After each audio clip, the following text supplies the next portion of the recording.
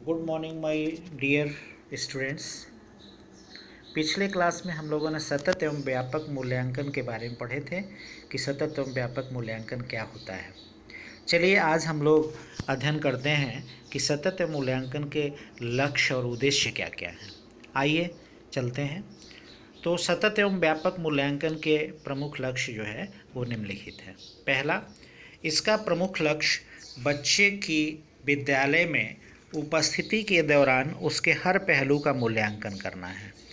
कहने का मतलब ये है कि सतत एवं व्यापक मूल्यांकन का जो लक्ष्य है वह यह है कि छात्र जब विद्यालय में उपस्थित होता है उसके दौरान केवल उसके अधिगम का ही मूल्यांकन न किया जाए, वरन उसके तीनों पक्षों संज्ञानात्मक, ज्ञानात्मक एवं क्रियात्मक तीनों पक्षों का विस्तृत मूल्यांकन किया जाए। साथ ही उसकी रुचि, उसकी मनोवृत्ति, उसकी इच्छा आदि का भी हम मूल्यांकन करते हैं। दूसरा है कि सतत एवं व्यापक मूल्यांकन बच्चों के तनाव को कम करता है। देखिए, जो वर्तमान परीक्षा प्रणाली है या मूल्यांकन प्रणाली है वह दोषपूर्ण है। क्यों? क्योंकि विषय वस्तु को पढ़ाने के और परीक्षा के बीच का जो समय अंतराल होता है वो काफ़ी लंबा होता है। यानी जो भी बच्चा इतने समय पहले जो कुछ पढ़ा और सीखा रहता है वो परीक्षा के समय उसमें से अधिकांश चीज़ें भूल जाता है, जिससे उसके मन में तनाव आ जाता है और वो सोचता है कि क्या करें, पास होंगे कि फेल होंगे कि क्या करेंगे, और इस तरह से उसका परीक्षा भी है जो गलत हो जाता है, सही प्रकार से नहीं हो पाता है, न उसका मूल्यांकन ही सही प्रकार से हो पाता है। तीसरा इसका लक्ष्य है कि मूल्यांकन को व्यापक एवं नियमित बनाना। देखिए, वर्तमान समय में शिक्षक विषय वस्तु को पढ़ाता है, फिर अगले विषय वस्तु को पढ़ाता है, फिर अगले विषय पर, यानी अपने पाठ्यक्रम को समय विशेष के अंतर्गत ख़त्म करता है और उसके बाद जो है उसका मूल्यांकन किया जाता है कि बच्चे ने क्या सीखा, क्या नहीं सीखा, है ना। और उसमें भी केवल उसके अधिगम को ही हम मूल्यांकन करते हैं। लेकिन यह सतत एवं व्यापक मूल्यांकन जो प्रक्रिया है वह केवल छात्रों के अधिगम का ही नहीं बल्कि उसके सर्वांगीण यानी सभी पक्षों का वह मूल्यांकन करता है, और वो भी कैसे करता है? नियमित रूप से करता है। चौथा है, इसका लक्ष्य रचनात्मक शिक्षण के लिए शिक्षक को स्थान प्रदान करना। यानी सतत एवं व्यापक मूल्यांकन केवल छात्रों के लिए नहीं बल्कि शिक्षक को भी एक रचनात्मक शिक्षा के लिए स्थान प्रदान करता है। वो कैसे?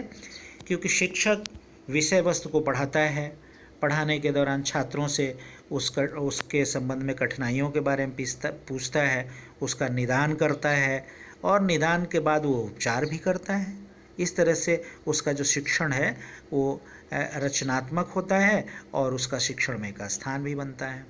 पांचवा है कि निदान एवं उपचार के साधन प्रदान करना। जैसा कि अभी हम लोग ऊपर के पॉइंट्स में देखे हैं कि सतत एवं व्यापक मूल्यांकन का एक जो लक्ष्य है वह छात्रों को निदान उपचार के रूप में मूल्यांकन का प्रयोग करना है।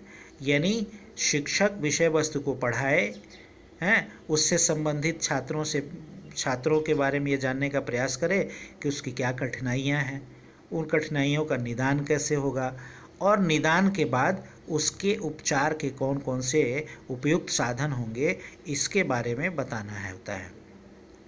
और छठा जो इसका लक्ष्य है, अधिक कौशल वाले छात्रों का निर्माण करना। कहने का मतलब जो छात्र है वो अधिक प्रतिभाशाली हो, कौशलवान बने, इसके लिए। और वो कैसे बनेगा? जब विषय वस्तु को पढ़ाया जाएगा उसी समय उससे कठिनाइयों के बारे में, दिक्कतों के बारे में पूछा जाएगा, उसका निदान किया जाएगा, और फिर जब उसको यह चीज़ समझ में आ जाएगी तब वह उसमें अधिक कौशल विकसित होंगे और विषय वस्तु पर उसकी पकड़ भी बनेगी। चलिए अब हम बात करते हैं कि सतत एवं व्यापक मूल्यांकन के उद्देश्य क्या क्या हैं। उद्देश्यों पर बात करते हैं कि सतत एवं व्यापक मूल्यांकन के उद्देश्य क्या क्या हैं। तो सतत एवं व्यापक मूल्यांकन के उद्देश्य निम्नलिखित हैं। पहला उसका उद्देश्य है शिक्षण और अधिगम प्रक्रिया को छात्र केंद्रित बनाना। देखिए, वर्तमान समय में जो शिक्षण अधिगम प्रक्रिया है वो कैसी है? वो अध्यापक केंद्रित है ना। यानी अध्यापक अपने हिसाब से विषय वस्तु को पढ़ाता है, जब जब चाहे जिस शिक्षण प्रक्रिया के द्वारा पढ़ाता है, जिस मेथड से पढ़ाता है ना। लेकिन सतत एवं व्यापक मूल्यांकन जो है यह शिक्षण अधिगम प्रक्रिया को छात्र केंद्रित बनाने पर बल देता है।